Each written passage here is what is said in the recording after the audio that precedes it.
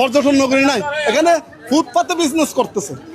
আপনি যদি বড় বাজারে সকালে যান তাহলে বড় বাজারের যে রোডের টুইন মার্কেটের কাঁচা বাজারের এই পাশে 3টা ক্রেট, ওই পাশে 3টা ক্রেট, মাঝখানে 2টা গাড়ি চলতে পারে কোনো মতে, কোনো কাস্টমার ওখানে যেতে পারে না। এই জন্য আমি পৌরসভাকে অভিহিত করবো, আগামীকাল আপনারা বড় বাজার কাঁচা বাজারে অভিযান চালান। জনচলাচলের প্রত্যেককে অবমুক্ত করার জন্য আমাদের প্রশাসক স্যারের নির্দেশে আমরা কক্সবাজার পৌরসভা কার্যালয় থেকে কোর্ট বিল্ডিং হয়ে সদর হসপিটাল সড়ক, তারপরে আইবিপি সড়ক দিয়ে প্রধান সড়কে নামলাম। প্রধান সড়কে নেমে কক্সবাজারের ব্যস্ততম সড়ক পানবাজার রোড, পুরাতন কক্সবাজার রোড, ওই যে গোলাবর পেট্রোল পাম্পের সামনে হয়ে আমরা ঢুকে এখন অ্যান্ডারসন রোড হয়ে এখন আমরা শেখ রাসেল সড়ক, রক্ষিতা মার্কেটের অপোজিটে যে সড়কটা ঢুকছে এই সড়কে আমরা ঢুকি না, এরকম অনেক অভিযোগ পাওয়া গেছে জনসাধারণ।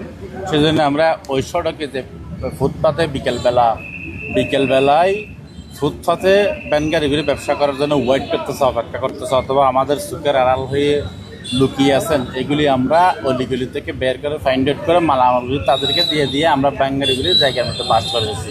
তো আমরা যাওয়ার পরে যাতে বসতে না পারে আমরা স্থায়ী সমাধানের চেষ্টা করতেছি। দোয়া করবেন, আমাদের অভিযান চলমান আছে।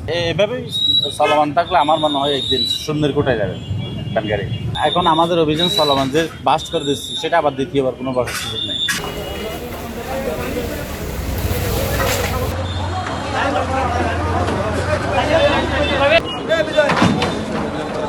গাড়ি রয়েছে সেখানে কিন্তু